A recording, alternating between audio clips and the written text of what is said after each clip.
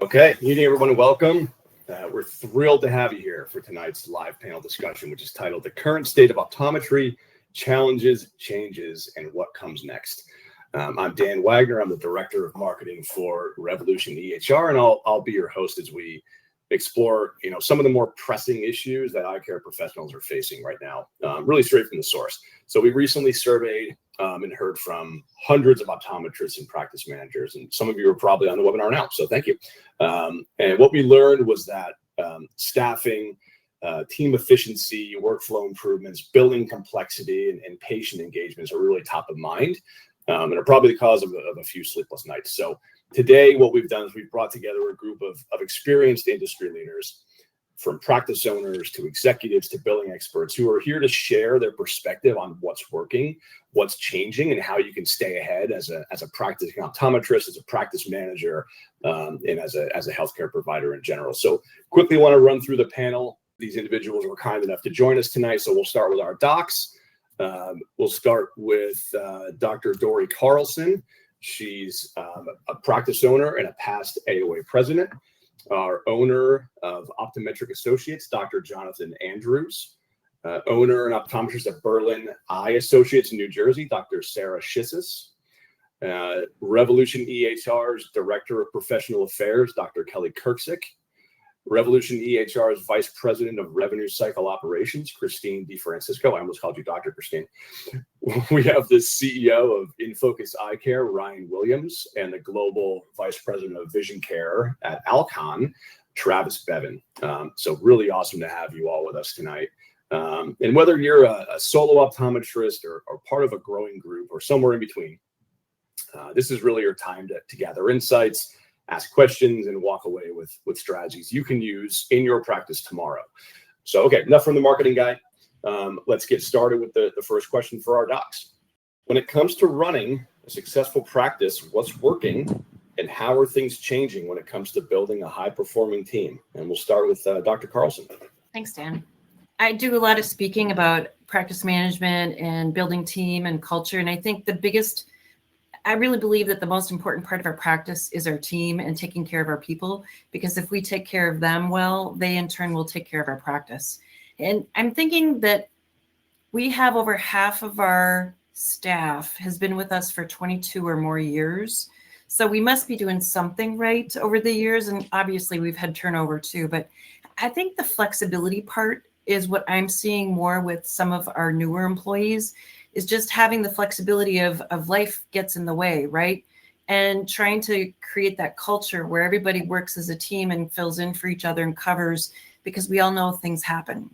People get sick, kids get sick, whatever it might be. So we've worked really hard to encourage that particular culture. And actually, we joked that we kind of overhired this last go around, so we had an extra person, and it's worked out perfect because now we've had the team that's there all the time.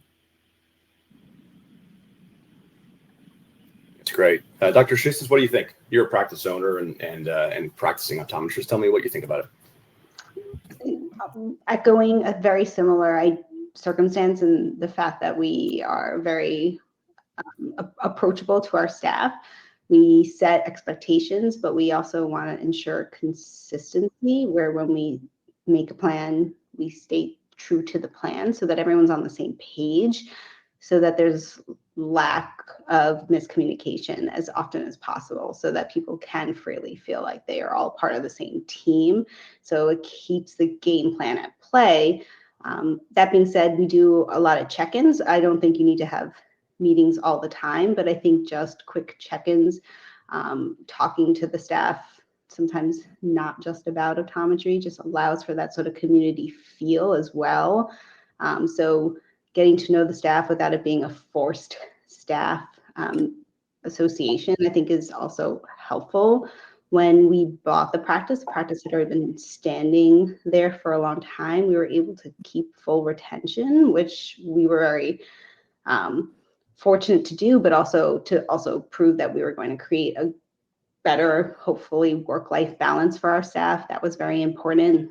So we just really worked and finessed the efficiency and communication that the staff had, essentially.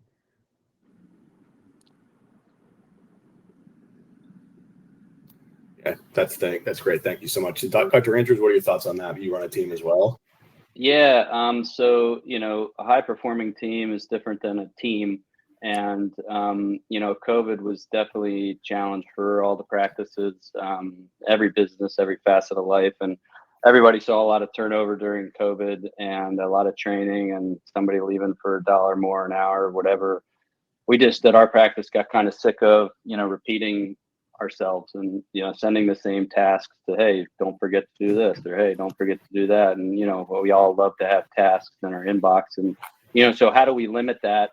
You got to invest in your team and invest in your training. So we took it after COVID to a whole new level and came out with a full, we have 22 staff at our office, high performing office. And we want to retain people and we want to keep them accountable. So, how do we do that? Well, you put in systems, you put in training systems and, really invest in your team. And to do that, you have to give them good structure. And so where does the structure come from? Well, what does Starbucks do? What does Disney do when they onboard somebody? You sit, you watch training videos, you take a test, you move on to the next section. So we broke it up in our office and, we're still building the system. It's never going to be perfect, but use resources that you have and make training courses. So now we have a full tech training course. Now we have an optical training course. Now we're working on our front desk training course and what's expected of you. What defines what you're doing. And when everybody knows what they're doing, it's a great process. And so if you can focus on that and focus on your team, it's a win. And so people really feel, empowered. And when the staff know exactly what they do, they know how to answer the question. The doc doesn't get another task and everybody's happy, right? So, invest in the team and invest and empower your team. And that has been transformational for our team.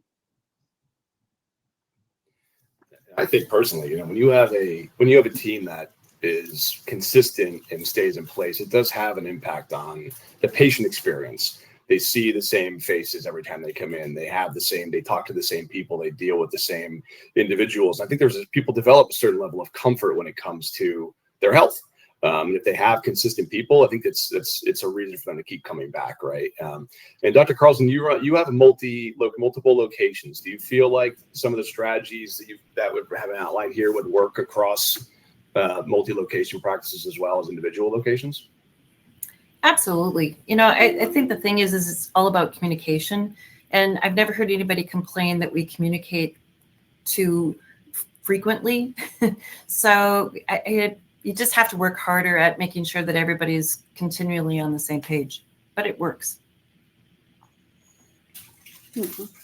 Yeah, and give praise. We praise our staff in front of patients. We praise our staff in front of other people. We create an environment where I think thank yous and appreciation is shown. And I think that really also helps, again, humanize the process, which is what we're trying to do there. So. Yeah, absolutely. Celebrate the wins. If you have good wins, bring them up at your staff meeting, celebrate them. If there's a time you didn't win, don't harp on it, but hey, say this didn't go the way we went. Here's our policy. Here's how the steps fell through the cracks and what's our next policy to address that. You go to the airport, you get on an airplane and it's a different pilot. It's probably a different crew unless they're the same runs every week or whatever. But, everybody gets on the plane, bags get on most of the times. They get off the plane's deboarded, it's clean, and then it's flying out again. They have processes in place. Patients are coming into our office. They're checking in. They're going to pre-testing. They're going to the exam room. They're leaving the exam room. They're checking out. And it's the same thing as an airplane, right? So they have great systems. How do we build our system to mirror that? Now, of course, there's delays and all that stuff, and that's not what I'm talking about. But I'm talking about the structure. And if you can build the structure and make it accountable to your team, that can pay huge dividends. That's great, guys. We did have one question that came in that I think is relevant here. What are your favorite ways to show praise other than verbal? We do gift cards. We do lunches. We celebrate people's birthdays. A person recently told me about how they spin a wheel at their practice so that person can get whatever comes up on the wheel. So there's a lot of different ways you can make it engaging. so that they know they're appreciated. We write little notes. My husband's actually pretty funny, and he's one of our partners. And we're going to miss him when he stops seeing patients because he's always keeping us laughing. And so there's always a day that if there's some humor that happens, certainly everybody's all part of that. We laugh a lot in our office. Huh. Yeah, Yeah. it's super important to create. Go ahead, Jonathan. Sorry, Dan. One thing we're implementing is kind of like a caught you moment. And so, when you catch another staff member, doing, the perfect script on the new patient call, or the perfect value building around a treatment, or, you hear them, going through all the steps that we're training every month on, and they're caught, if somebody's nominated with these caught you moments, they're going to be recognized at the staff meeting and they'll get a gift card, and so it's not about like the doctors choosing like, oh, staff of the month or staff of the week or whatever. It's like the staff is saying, oh, I caught Jennifer really value building Dr. Brosey today. She went through the script and value built her persona, and, really picked out why that mom was calling for the exam. Value built around the children's eye health and how Dr. Brosey's fantastic at that side of things. And let's go ahead and get you scheduled. Well, if somebody heard that and they say, oh, I caught her doing the script, and so her name gets a tick. And then at the staff meeting, so it's kind of this cool thing that we're going to implement, and I think it's going to really be neat. It's so important to have a good culture. I mean, I think cultures in some cases, especially in the healthcare field, almost palpable. You can feel if an office is happy, running smoothly. And I think there's an inherent comfort there as a patient to just, continue to come back to an office that makes you feel good. But, we can do as many things as we can within a practice, but the industry shifts they can change things for us occasionally. So things that are outside of our control. So the next question I have for this team is, what recent industry shifts have surprised you, and how are practices adapting? I'd love to call upon Ryan to get his insight on that. So in prepping for this, I ended up with a list, but I won't read the whole list because there's a lot that we're facing. Dr. Andrews mentioned staffing, and when we look at what we're seeing is the replacement cost of a staff member when someone leaves because you don't have good engagement, because you don't have a good relationship with your staff, as well as whether you have an associate OD or you're looking to add an associate OD, the cost of an associate OD has really skyrocketed. And it's hard to get someone who's coming in, if you're replacing an associate OD who was 5 days, to find a 4-day or a 3-day, because it's just been very, very challenging in the employment market. So that was a big one, that when we look at the shift of what it's costing to just staff the offices, but we're not seeing increased reimbursement, whether it's managed vision care or commercial insurance. Those rates are not keeping up with what it's costing to just open the doors with staff. That's probably one of the biggest ones. Profit pressures, yeah. And reimbursements are getting lower. Staffing is getting more expensive. Yeah, it's challenging. Travis, what do you think? Yeah, I think we think about this a lot. And when we think about industry shifts, one of the things that has surprised us a bit is how the staffing shortages have evolved based on several of the things that have happened over the last several years, be it kind of the workforce change and COVID and several of the other elements. The staffing shortages in our space are more profound than I think we expected. And in particular, how we've necessarily kind of struggled to react to some of those.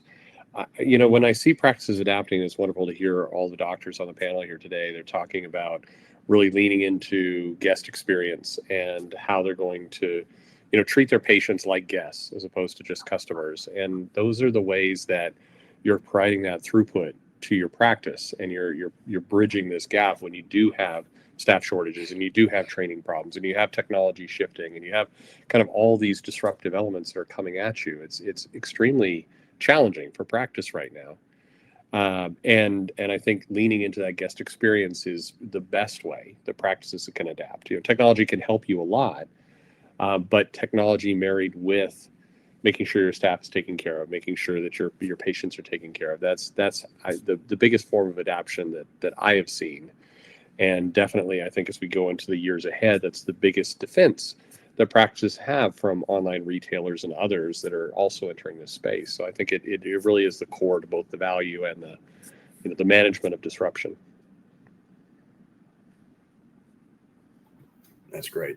Thanks a lot, Travis. Dr. Kirksick, what do you think? You've been on both sides of it. You've been on the practice management side and the patient side, as well as the executive side. So tell us what your thoughts are.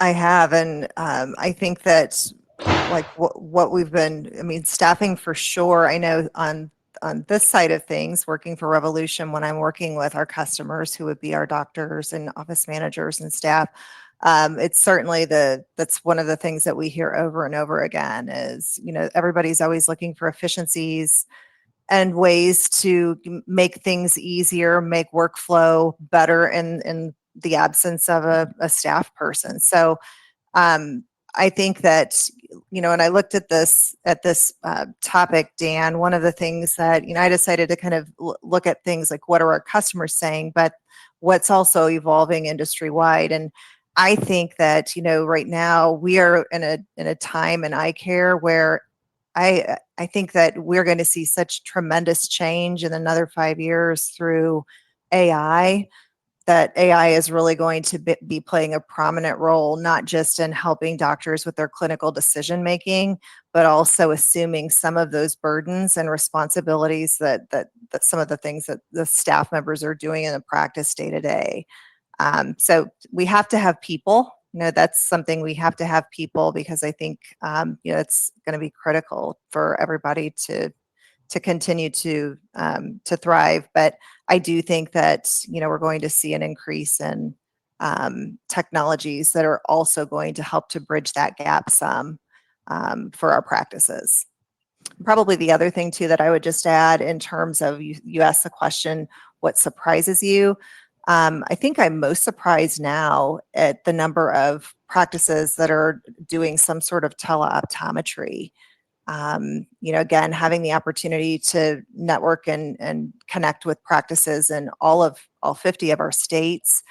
We know that laws and scopes of practice are different, but I'm seeing that a lot. I'm talking to doctors, regularly on a weekly basis that are engaging in some sort of remote care or telehealth. So I think that that's also going to continue to evolve over time.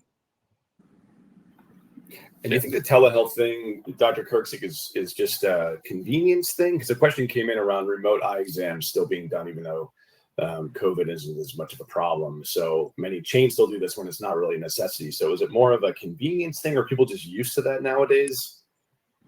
To be honest, I think it's twofold. I think that is some of it, that some of our younger generations are quite comfortable sitting in the comfort of their recliner chair at home and getting, interacting with a healthcare professional.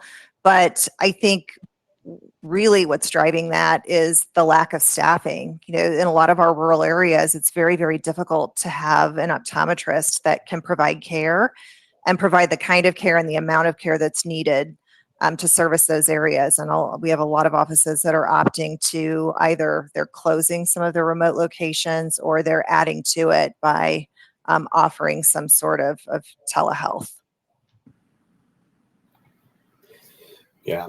And Christine, I mean, you just always shifts in payers and reimbursements. So what are some of the things that have surprised you recently? How are we supposed to adapt as practitioners? Yeah, so surprises in billing and things like that are never a surprise, right? Because the one thing we know about insurance, whether it's medical or vision, it's going to change. But before I jump into what surprises me, I just want to sort of speak to what Travis, Ryan, and Kelly had brought up around staffing, right? We have had this issue. I think one of the other big concerns that I have with staffing is, the people on your floor have to be the jack of all trades, right? They have to understand insurance benefits. They have to check patients in. They have to collect money. They have to, oftentimes they're doing your technical work, right? They have to have those people skills to work with patients.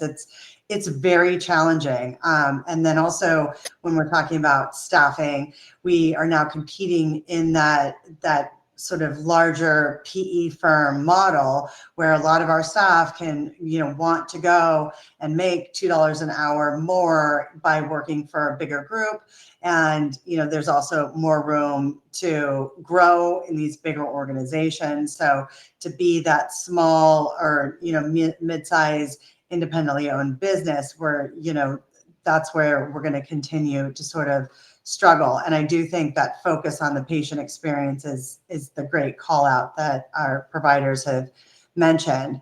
But what has surprised me in recent years is really that expansion into more of the medical scope of the business, right? We're starting to see much more engagement with, the managing of chronic conditions, glaucoma, diabetic retinopathy, post-op, and we're starting to see that conducting of more advanced procedures. I think it's now about 42 states where optometrists can do injectables. And I think it's about 20 states where they can actually do, what we would call like lumps and bumps. But when you get into that medical side of the business, there's a lot of opportunity to serve the patients, right? So they're not going here for one thing and going there for something else, which is really how we stay competitive in the market. But it also means, again, our staff on site really have to be cultivated into knowing so much more than what we've asked of them in the past. So going to Jonathan's point earlier, where really setting up those training programs and things like that. And then, of course, what I see from the revenue cycle side is the more you get into that sophisticated understanding how to bill, a medical visit under routine vision versus medical, dealing with coding, your claims, with the appropriate diagnoses, pointers, understanding medical necessity and documenting to that, you're going to need to start working with real billing professionals, right? That it can't necessarily be, the person that's been doing it in your back office for the last 15 years. We're getting much more sophisticated. So the way we operate our business has to be more sophisticated. Yeah, and that's a really good transition into our next topic, which is around billing blind spots. But before we go there, I want to hear from our audience. So we've got some great questions that have come through so far, and we really appreciate that. One question I want to ask the audience here. Let me publish this. It's going to pop up in a second. How have these changes caused a challenge for your practices individually? We'd love to hear from you. So it's going to be a poll that I'll pop up on your screen.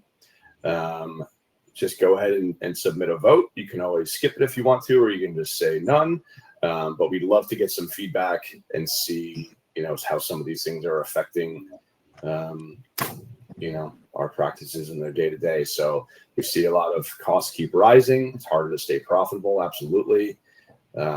Finding and keeping good staff. Yeah, absolutely. There's a lot of competition out there from retail and corporate. Absolutely. Insurance and billing feel more complicated.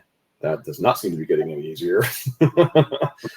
One person said you're good. Perfect. Lucky you guys. That is awesome. So we appreciate that. We've got about 60 votes that keep coming in, but yeah, it looks like a lot about, costs going up, finding and retaining good staff. Yeah, absolutely. Well, great. Well, thank you so much for that. We appreciate that. And we'll move on to our next question. And this is around profitability. So what are some of the most common billing blind spots? How do we fix those, right? We know billing is super complex. We're expecting additional code changes every year. We know those are coming.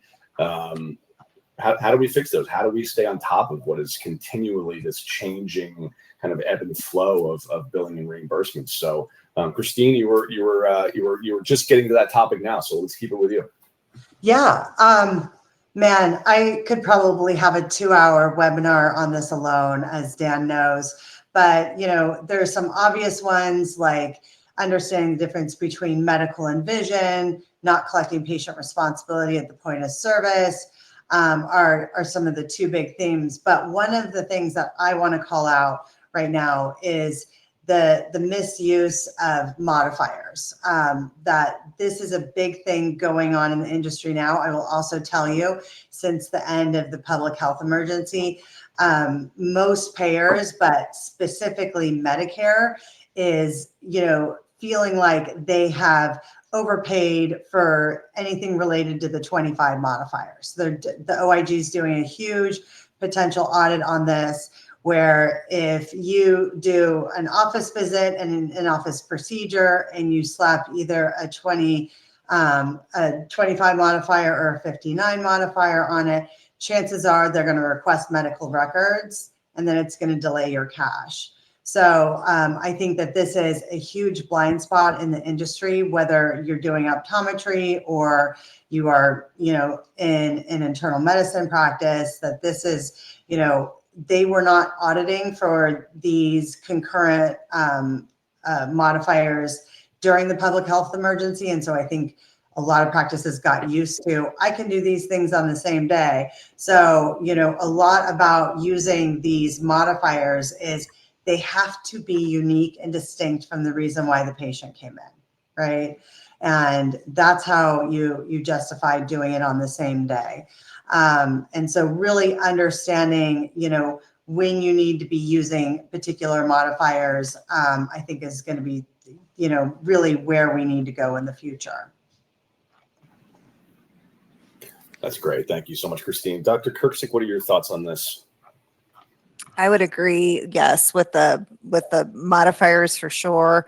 I also think that documenting medical necessity is another challenge too, where and I think that I think we could also collaborate and as an industry and kind of support one another in that process. But a lot of doctors are reporting that they're having a very hard time getting services and products covered, due to medical necessity.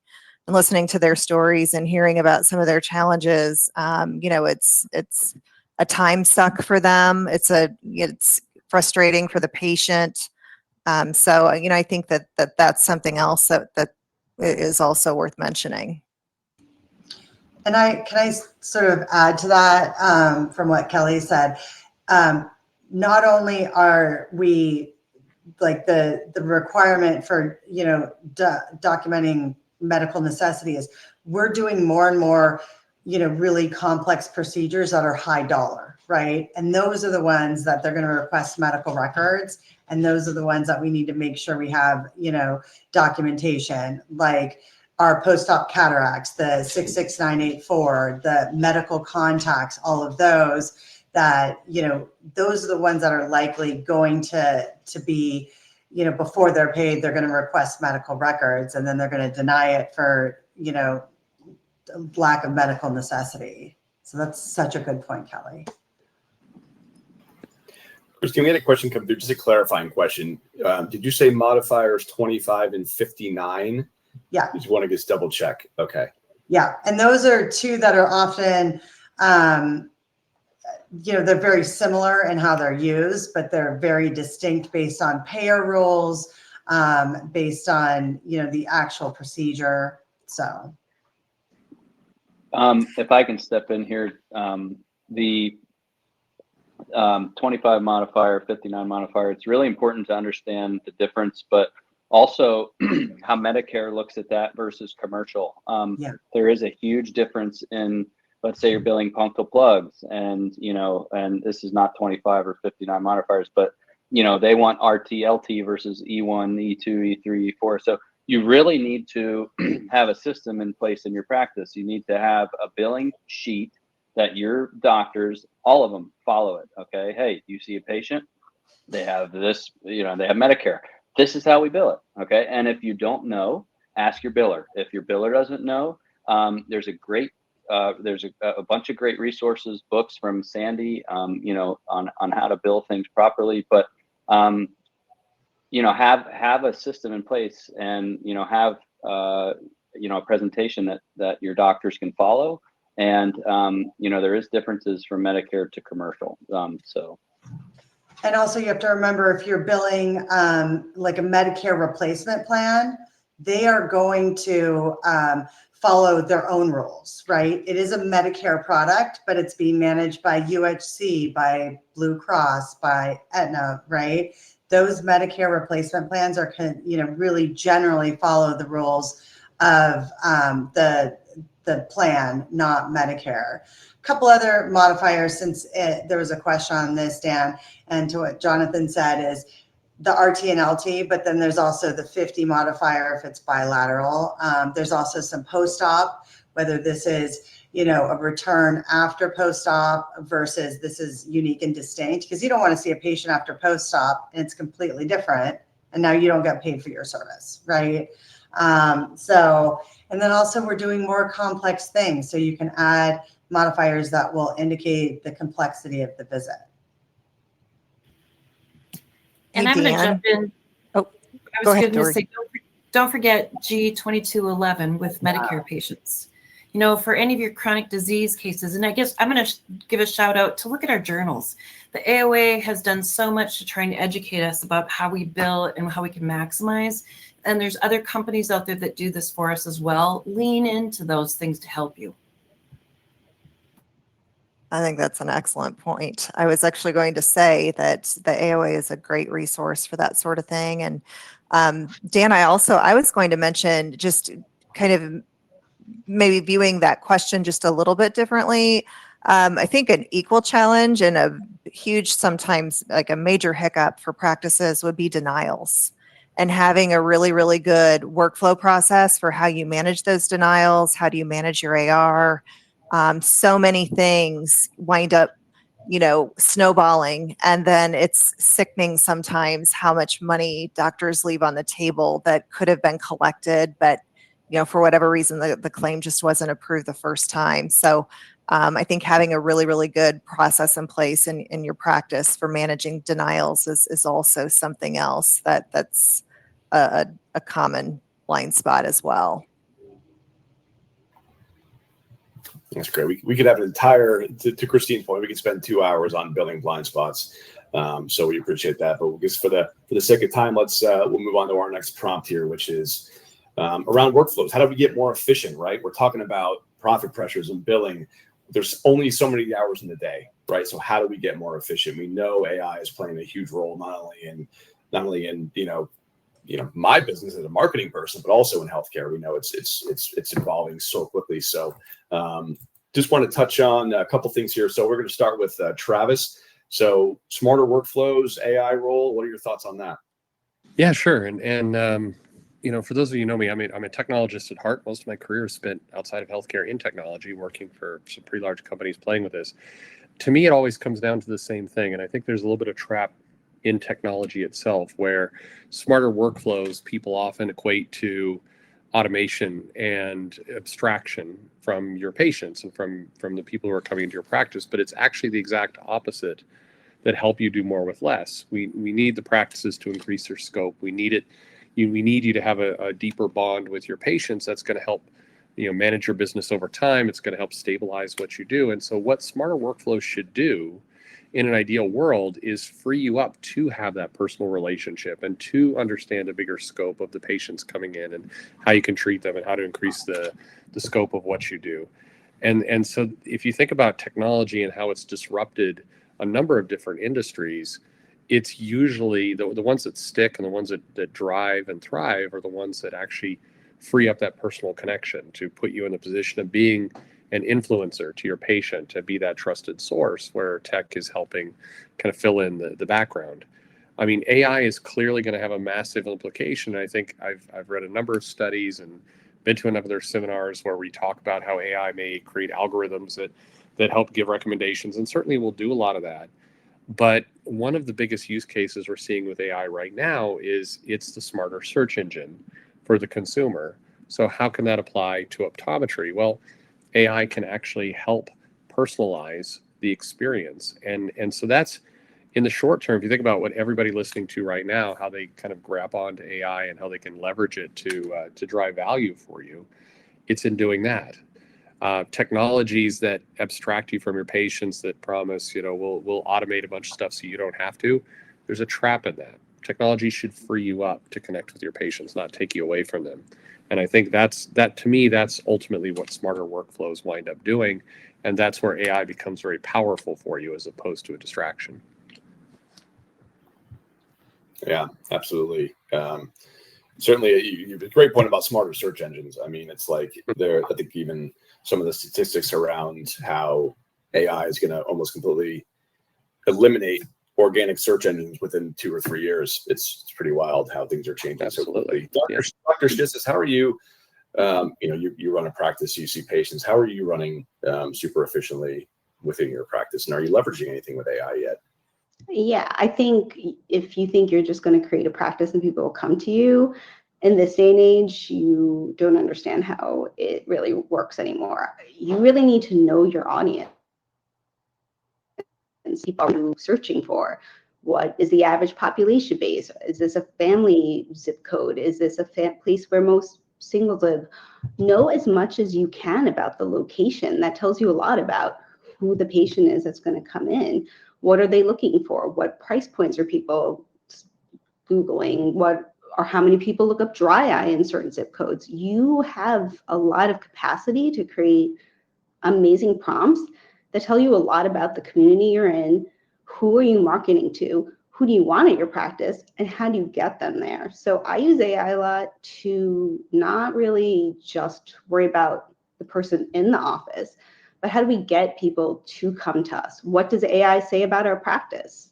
You can ask AI right now, if someone searched for my office or this website, what does it look like? What do people see?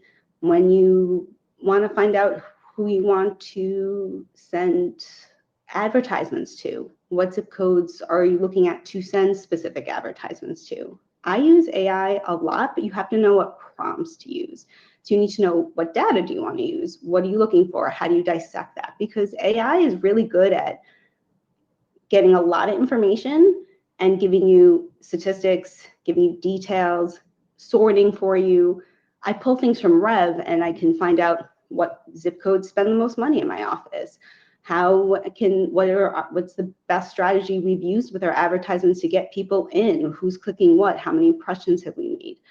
You can use so many things behind the scenes to let you know how your day-to-day is, how you're getting there, where do you want to go? Are people looking for slots at 7 a.m. in the morning for eye care? Are people looking up dry eye around you? What do you want to do and how do you want to market it? It also matters. And you have an audience inside your office, but then also who are the people around you that you want to come in? So I use AI a lot to just really deep dive into who my patient population is. Where do I live? Who are the people that are coming to me?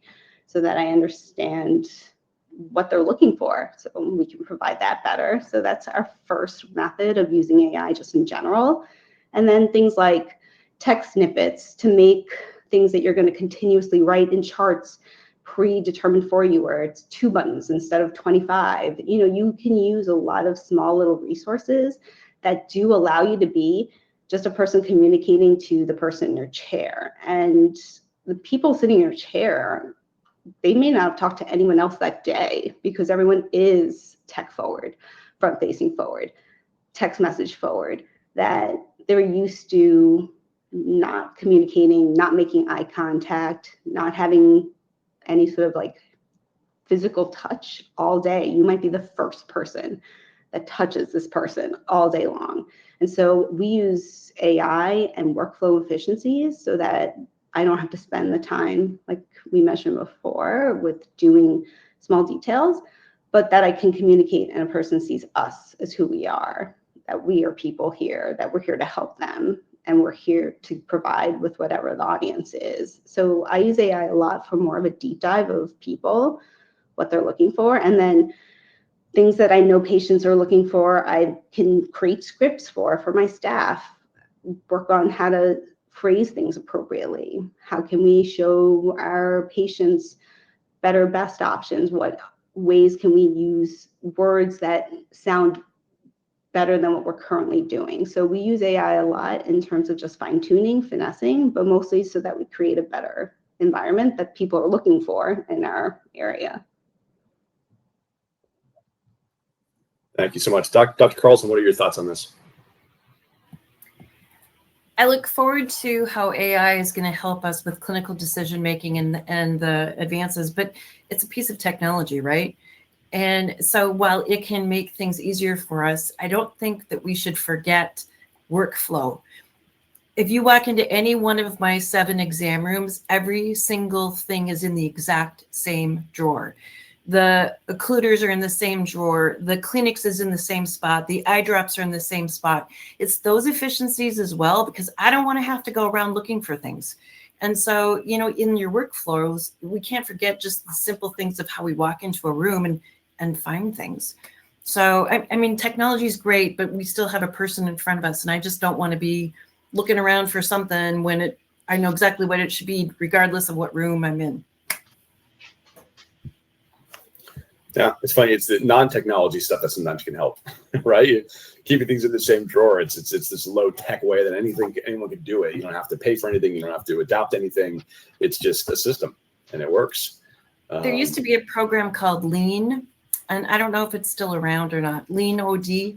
But, you know, that was one of the things it talked about was just efficiencies with how your office flows. Walk in the front door. Are things clean? Are they neat? Are they, you know, does it flow? You can walk into a lot of offices and see a lot of different things.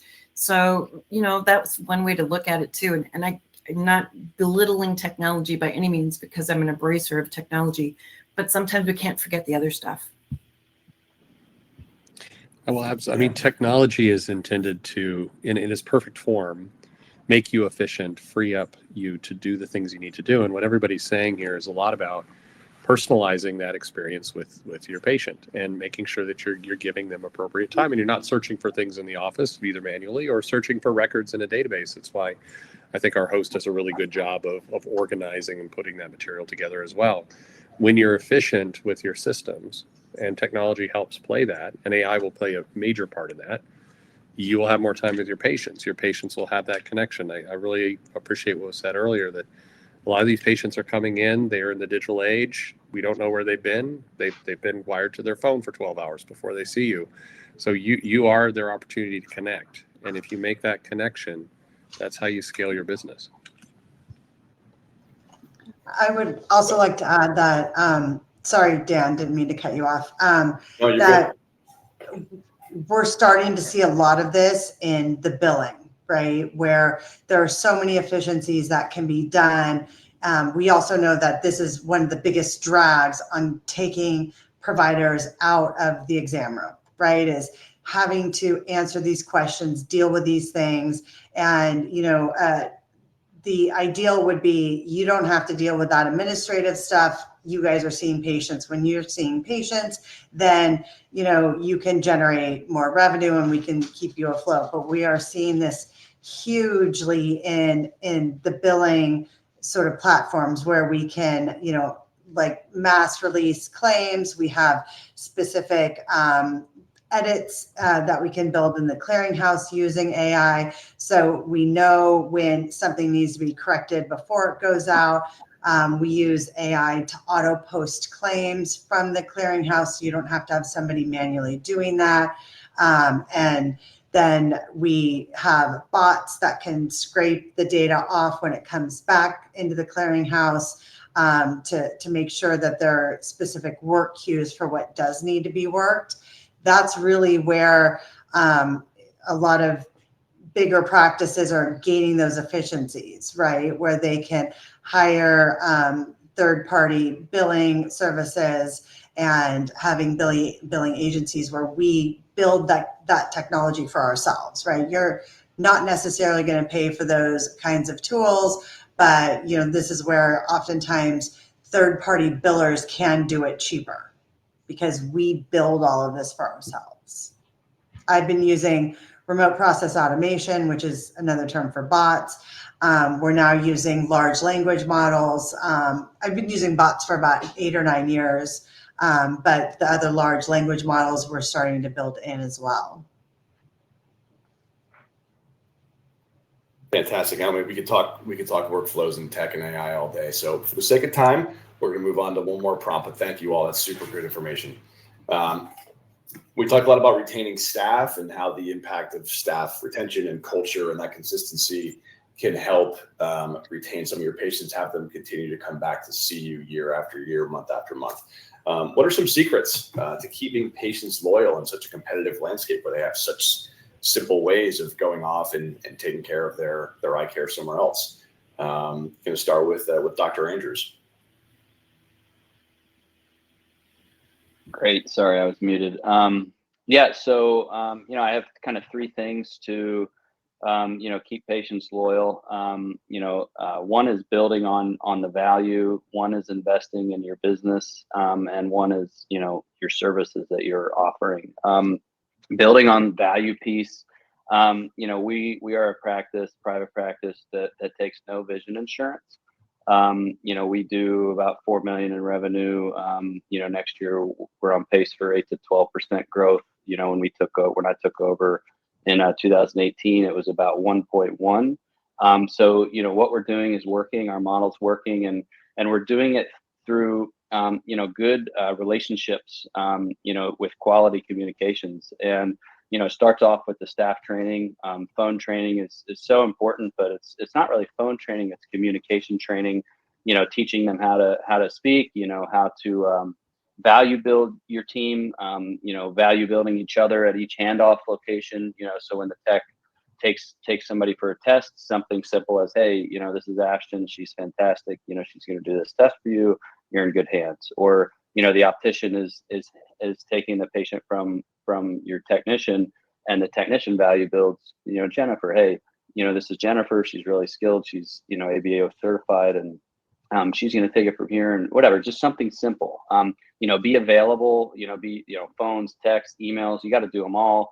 What is 5-star customer service? On the value side, there's a lot of definitions on this, but the one that we land on is when the practice gets what it wants, and when the patient gets what it wants. So that's the definition. When we get what we want as a business and a doctor and a whatever, and when the patient gets what they want, that is 5-star customer service. If we can focus on those 2 points, that's fantastic. Investing in your business. So the patient experience is huge. They touched on this earlier, and it's like the patients are checking into your office. It's checking into a hotel. Are you going to be a motel? Are you going to be a hotel? Are you going to be a Ritz-Carlton? What is your process? And they're checking in. Is there, on the ceiling vents, is there dirt coming out of your air system? Is the ceiling tiles a little bit moldy? If you look at your chair stands, I love Ohio State, went to Ohio State, but when I looked at the cleaning service, there's hairs like on the slit lamp stand, chair stands. Like what, somebody looks around the room, it's not clean. So, what do your reviews say about you? The patient experience, the environment. We just rebuilt an office, this 12,000 square feet building, and we took the medical side out of it. The waiting room's like a living room. There's blankets and pillows and chairs and a fireplace and a TV, and it's like lattes the staff can bring out, and cookies and whatever. Like when you check in, it's so different.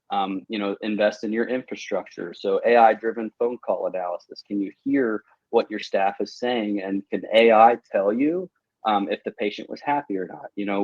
We are watching these calls through different systems, and AI is telling us the customer sentiment. Are they happy? Are they neutral? Are they unhappy? And we can look at those calls, and it gives us data on that. It's fantastic. Are you easy to get a hold of? Text, call. Is there a bot on your website that can direct you to schedule? Can you order contacts at your practice online through your webpage? Like, invest in your infrastructure. And specialty services, that's the third point of being loyal. What services are you providing to your place to make it a one-stop shop? Do you have, just glasses and contacts? If that's the case, we're all seeing capture rate decrease. Like this last, 2 quarters was pretty bad. It was the worst in the last 5 years. And so what are you doing to replace that side? Because ultimately, AI is going to be great at seg heights. AI is going to be great at PDs through your iPhone camera. So is that the bulk of your practice, or are you expanding to keratoconus, to dry eye, to glaucoma, to AMD, like Valeda light therapy? That's going to be huge for optometry in 6 to 12 months. Diabetes, urgent care, vision therapy. Okay, all these different sides of the practice, keep your patients coming back because they know you're the place to go. And if you don't offer it, you're going to refer them to the top docs. So those are the three things that we are really focusing on. That's great. Thank you, Dr. Andrews. One, just for the sake of time, we're going to go to one more person. Dr. Carlson, what are your thoughts on this? How to keep patients so loyal? We treat them like family. So, our goal is to know all of our patients. I have little notes inside of Rev on all of my patients. I know if my little kids play baseball. I know if we know somebody in common. I keep these little sneaky notes so that I can go in and go, and remind me about something that happened in the last exam. And so we try to connect. I live in a rural area, so we do know many of our patients, but not all of them. And what we try to be is an advocate for all of our patients with regards to whatever's happening with their health, and treat them as if they were a family member. And yes, we like some of our family members better than others, right?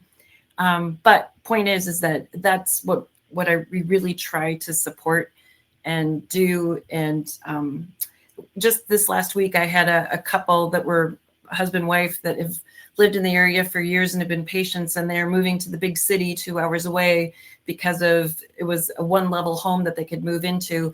But they came back this week and they told us that because of our office and because of our staff and because of their experiences with us, that as long as they're able, they're going to still drive to our office for their eye care. So, I think that's a good testimony to how we're doing with our folks. So second to last prompt here, and this is something that we're all thinking about. So how should practices be preparing for the next 5 to 10 years? And Ryan, I'd love to hear from you on this. Sure. I don't know, with no judgment on any of our those who have joined the webinar, but there's still 15% or so of OD practices that are still on paper. And so that's number one, would be embrace tech. We talked about a lot of tech tonight. There's lots of tools, but whether it's AI, whether it's insurance verification, whether it's CRM tools, whether it's routing through your office, inter-office communication, using the technology that we have in Rev with messages, with tasks, with your OD's building care profiles and shortcuts and things like that. Embrace the tools that we have in front of us. And then that leads directly into, and a couple have touched on this, expanding our scope of care. So one can lead to the other, whether it's the tech or embracing technology around care, CRT and dry eye and myopia management, all the way to IPL, et cetera. But embrace what's coming, or we're going to get run over. And so being open, being receptive, asking a lot of questions, attending events like this, attending the academy meeting, attending Expo East or West or any of those, and just going in and saying, what can I learn, what can I take back, and not being afraid of it. What I find when we talk to a lot of practice owners or even staff in the office is they all or most have a desire, they just don't know how to take that first step. And once we take that first step, it typically turns into a freight train of, what about this? I want to add this. I want to do this. But embracing those things are how we can be prepared for today, for 5 years, for 10 years down the road. That's great. Thanks so much, Ryan. Travis, what are your thoughts on this? Yeah, I mean, there's so much, and I agree completely with what's been said before. You should increase the scope of your practice. I think dry eye is a huge opportunity for a lot of practices. I think what's happening in myopia, I mean, I guess it feeds into my other suggestion, which is you have technology changing all around you, and we read about it on the news, and there's this sometimes gut desire to be fearful of it, or to lean on well, my practice doesn't work this way. I know my patients. Well, you're right. You do know your patients, but your patients are also consuming a lot of tech. And a couple of years ago, Apple introduced a feature kind of just quietly around when the device was too close to you for your children on the iPad. It would say, you're holding the screen too close. This could lead to myopia. You want to hold it back. And it befuddled so many doctors and parents first, because the parents like, I don't know what this means. I guess I'm going to start Googling it. I'll talk to my eye care professional when I talk to them. And I talked to several doctors who said, well, my advice to patients was just ignore that stuff. Okay, that sounds awesome, but you can't tell a parent to ignore what their children are using all the time. It's not going to work. So the lesson in all this is you can harness these changes to really drive your practice. You can use it to expand. You could use it to harness a lot of the changes that are taking place and have that connection. At the end of the day, your patients desperately desire a connection with you. And that is your biggest defense against larger chains and online retailers. They want a person. This is their eyes. They care about it deeply. And so knowing that you're there is incredibly powerful to them. And like the earlier doctor said, they will drive out of their way to see you if you have made that connection. So just make it easy for that connection to persist. And that's what you should prepare to do, and use technology to help you do that. Can I add something? I can give you 1 minute, please, by all means. Yep. And I'll make it short. Invest in yourself. There's so many practices that have survived in spite of themselves. And I cannot stress enough that you need to be a better CEO of your practice. Take some time, do the administrative work, be the CEO, and not just the one churning the dials. Thank you. That's perfect. And our last prompt of the night, if you could give one piece of advice to the practice owner today, what would it be? And I'm going to just go down my screen here. So Ryan, you're on top. You're up first, my friend. Know your financials. Clean up your books. Work with your accountant. Make sure things are categorized correctly. But don't just wait once a year to look at the books and figure out what you owe the tax guy. Understand your financials. Awesome. Dr. Andrews? Yeah, I would say invest in your systems. So, create accountability, create checklists. When you open the office, if Susie Q is opening today, well, she always forgets to turn on the Marco thing or whatever. Have a checklist, have them go through it. Boom, boom, boom. We have a digital checklist. They have to check it, and then it's accountable. Have systems, have onboarding, have accountability for your team. And, systems and checklists create accountability. Humans love routines, and you do forget routines. And if somebody opens for you setting up a procedure for you or a LipiFlow or whatever, and it's like, oh, I didn't know that you wanted it this way and Dr. Carlson wanted it this way, or it's like, if you have systems in place, they're going to be followed, and create them, and that's fantastic. Dr. Carlson? Plan with the end in mind. Meaning that don't be the 65-year-old that twists their hands together and worries about the fact they can't find an associate. Start planning when you're 50 or 55 about what's going to happen 10 or 15 years later, or whatever your year is that you want to retire. Know your financials about your retirement, right? Don't count on your optometric practice as being the only bucket for your retirement, because I just talked to somebody who told me he could never retire because he never put money away for retirement. We have 5 people from our area in optometry school right now. That is our exit strategy. So no one from California or San Diego is going to, come to North Dakota. So we're trying to find people from North Dakota to come back to North Dakota. So that's our plan. Talk to me later if it works out. Dr. Kirksick? My piece of advice would be to don't fear change. Sometimes the things that when you're forced to change, most of the time you're going to wind up looking back saying, wow, that was the best thing that I ever did. So embrace change and don't fear it. Christine, what are your thoughts? Mine is very similar to Dr. Kurtzik. Mine is be nimble. Once we learn something and get used to it, the rules of the road are going to change, right? Whether it's the kinds of services we're rendering, the kind of reimbursement we get, but investing in, keeping yourself up to date on how the market is changing and your business needs change, I think is going to be really crucial over the next few years.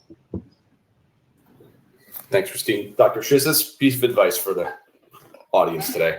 Yeah, well, first, take the leap. I think, it requires guts, stamina, nimbleness, and an ability to look big picture and small picture at the same time to own a practice. So taking that leap takes guts. So, take it. It's worth doing. But yeah, you have to be able to go with the flow, rise above, do the work. You don't just get to show up and assume everything is going to just happen. You really need to be involved, invested, know the back end, know the front end, ask questions, and just make sure that your presence is felt, and that there's a safety in that. Our staff knows to come to us. Our patients trust us. That sort of honesty and truthfulness is felt throughout the entire office. So I think patients return, staff returns, but they see that we mean what we say and we say what we mean. So you just really have to be able to give it your all to get it all at the end. And last but not least, Travis. Yeah, I think all great advice here. I mean, I would just urge you to know your metrics. There's plenty of data out there, whether it's your financials, whether it's the habits in your practice, how you get those metrics. Lots of great tools out there, again, including from our host who gives you tons of data. Understand that what's happening in your practice, that's going to give you the best insurance for how you take that next step forward, take those smart risks, expand, do everything you need to do, but know your metrics of what's happening. Thank you, Travis. So, wow. I mean, did we pick some good people for this webinar or what? My goodness, that was such an incredible amount of information. We've had a lot of questions come through. We've had a chance to answer a lot of those. The panelists have also been chatting in there as well. So if you haven't gotten your question answered, we will be following up for sure. We're going to go through all those questions. If there's something that we can provide help with, we will definitely reach back out. But huge thanks to the panelists for the insights and the honesty you brought today. And for everyone who joined us live, and for those who are watching this on demand, hi from the past. A full recording will be sent to your inbox. And we're also going to be providing a summary and some key actions. So keep your eyes peeled for those emails. If you're not yet a customer and you'd love to see, and learning more about how Revolution EHR is supporting practices like yours with smarter tools, with time-saving technologies, we'd love a chance to reach out to you and talk with you directly. So I'm going to put a quick poll up there. If you'd love some more information, by all means, select that and select yes, please, and we'll definitely be in touch. But again, huge thank you. If you're going to be at Vision Expo next month, please stop by. We have some great things to show you. And until next time, thanks again for being part of the event. Have a great rest of your week. Thank you so much. Thank you.